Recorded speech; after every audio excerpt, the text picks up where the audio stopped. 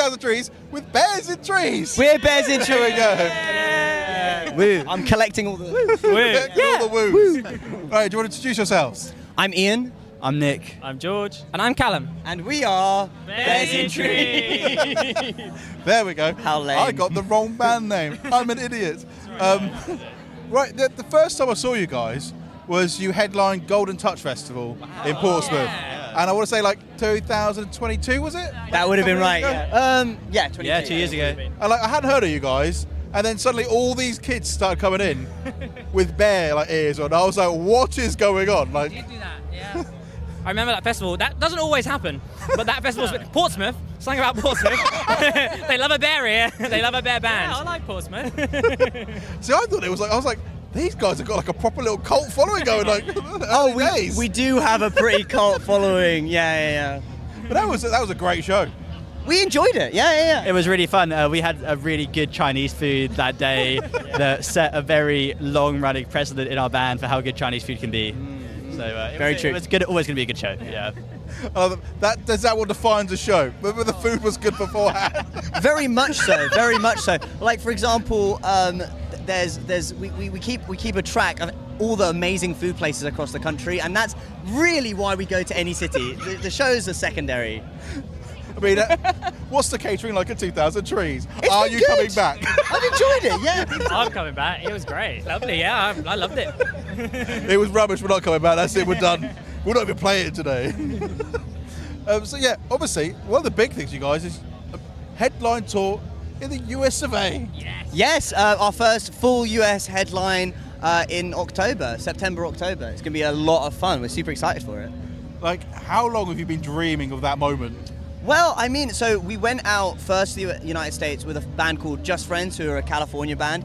Amazing people, and they just really liked what we did, so they brought us out, and ever since then people have just been dying for us to go out and do a full set. So yeah, it's been 3 years in the making to try and get... It's kind of terrifying. Like, it's very exciting, and I think it's going to be amazing, but there is something terrifying about we are playing 21, 22 shows, headline shows across the US. It's a bit like, oh, I don't know if we should be doing that, but we are.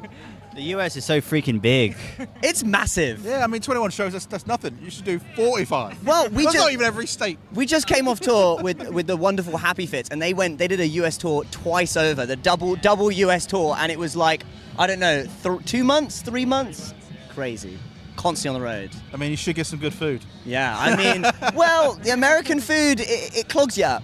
We've got to be so careful. Anytime we enter Texas, it is with danger zone. One of us is going to have a bad time. The regulations on food there are not the same.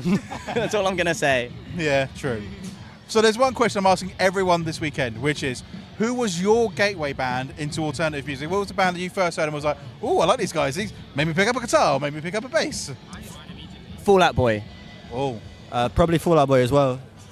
Two Door Cinema Club. Oh, Mayday Parade. nice. None of these have come out today. Come you out this go. weekend so far. But Two Door Cinema Club. Yeah. That's a I'm shout. an indie kid. I love that. If then Fall Out Boy, yeah. Me and Nick, the only time we ever skipped school, because we're nerds, was to see Fall Out Boy when they came back from hiatus, yeah. So what was the first Fall Out Boy song that you heard then? The takes over, the breaks over. The take over, the breaks over. Mine was Thanks for the Memories.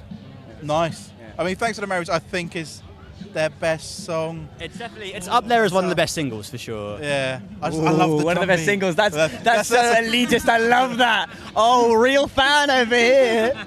Well, if you discount the good songs, it's one of their best. I love that answer. But yes, Fall Out Boy is a good shout. Mm-hmm. They're all good shouts. I like it. Everyone so far has given different answers. I've had Green Day, Sum 41. Classics. Offspring. I want to talk about Callum's Mayday Parade for a bit, because it took so long to get Callum into alternative music. Literally. These two, we went to the same secondary school, and these two were listening to alternative music and Fall Out Boy and went into all of that, and I was refusing to listen to any of it. I played the flute and was like, no, classical music is the one, blah, blah, blah, blah. And then Oh Well Oh Well by Mayday Parade apparently is a gateway drug into pop punk, apparently, and that was the song. Well, that's the thing with Mayday Parade. Those piano licks, it gets a classical kid involved. That's the thing. Classical music was Callum's punk. So you were pure classical. Pretty much classical and like just pop. Busted. That was as far as I went on the pop punk scene, was Busted. A bit of McFly if I was feeling spicy, you know. Oh yeah. But Busted are they're quite Busted a big are getting band there. for a lot of people. Yeah. Oh, I love Busted so much. That album, Crash Your Wedding. I remember running around the kitchen listening to that at Christmas. So good. Good album. So for the people that maybe haven't heard of Bears in Trees, because they've been living under a rock, say, how would you describe your Bears in Trees to people? We describe ourselves as a dirtbag boy band because we. I don't know. If One Direction spent like 6 weeks in the forest with no tent and had to fend for their own selves and then came back, Zayn's dead, you know, Harry's like braided hair come back, you know, and they finally made it. That's us. Louis Tomlinson's like, I've seen things no human should see. You are the One Direction that have been living in a forest. Yeah. Feral. And that describes the music and the vibes, all of it. We're still doing choreographed dance, but now we think about death too much. And we're covered in mud. And we're covered in mud. So yeah, so the big thing, obviously we had the album out this year, we've also got the tour. So is like the American tour, is that like the big thing at the moment you're kind of focusing on? Like for the rest of this year, it's kind of like, that's the big thing. Yeah, I think that's the big thing. I think we've got obviously 2K Trees, we've got Reading and Leeds later in August. We've also got one small UK run of what we call the seaside shows. So we're going around a lot of seaside towns, Blackpool, Hull, Cardiff, You're doing the Southampton. Joiners, yeah. Joiners, Southampton, Yeah. yeah. One of my favourite venues is Joiners, so that's going to be cool. But I think that the biggest thing this year, next thing this year is the US tour, 100%. I mean, yeah. Oh yeah, so Joiners, you said it's one of your favourite because it is one of the best in the world. It's amazing, yeah. Yeah. It's actually a classic venue, so yeah. Fourth time playing Joiners. It's such a good venue. Me and Ian went to uni in Southampton, so yeah, it's a great venue, so good.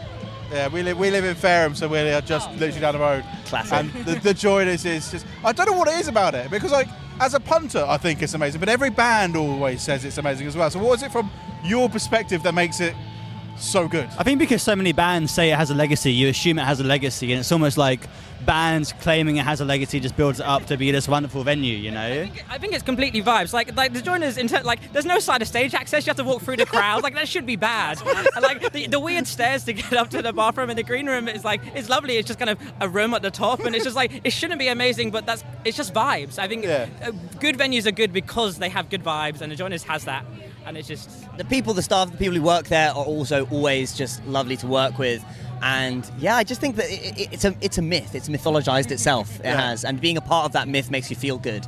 I do like the fact that you said about the no access, and then every encore's like, you have to hide. You have to hide behind your guitars. Yeah. turn the lights off. Turn the lights off. Back on. Yeah. No. It's really exciting having you guys on. It seems to me like, we saw you 2,000 Trees, and then it was like people knowing Bears Trees, and it's something like this year. It's like everyone seems to.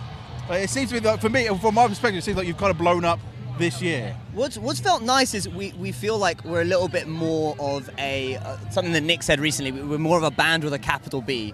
You know, we were before just four friends who liked to make music together, who played silly bars and just to whoever wanted to hear us, and now it feels like we've been a little bit more accepted into the general ethos of the scene, which is nice.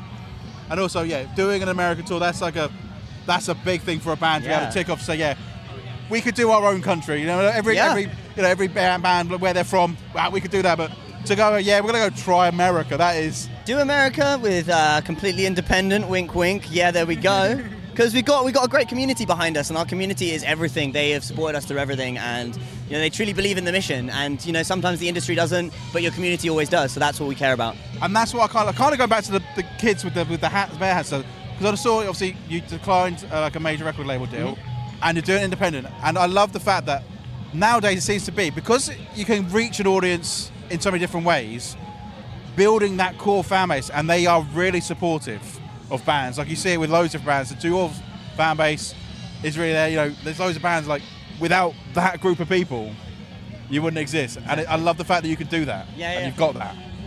Yeah, 100%. I mean, our fans are the reason we're here. They've supported us from day one. People were getting Bears and Trees tattoos years ago, and we were like, this is crazy. We're still at uni. Like, we are just hanging out. I mean, it never gets old. Yeah, it's impressive because, like you said, it's such a young band as well, and to be able to reach out and get that, and to go across to America by yourselves, it's a scary prospect, but because you've got that support from them, you're able to do it, Yeah. which is amazing. Really looking forward to see what happens to you guys. And we'll probably try and come down to join the show in Southampton on 17th of August. I want to say off the top of my head. Oh, if you've got that, I'm gonna have to look it up. But if you've got that right, I want to Drum roll. say it's in August. It's definitely in August. yeah. Was it right? 17th of August, join us. My memory has served me well from the research. But yes, thank you so much for coming on. I was really excited to speak to you guys. Thank you Really very much. excited to see you a little bit later as well, because you're on... Amazing. 4 to 6 on the Axiom stage. Axiom stage, And yeah. we're going to bring some vibes. We're going to have a good time. Maybe open a mosh pit to a guitar solo. We'll see. We're trying our best. And it'll be amazing. Thank you Hell so yeah. much. Cheers, guys. Thank you. Thank you. Sweet.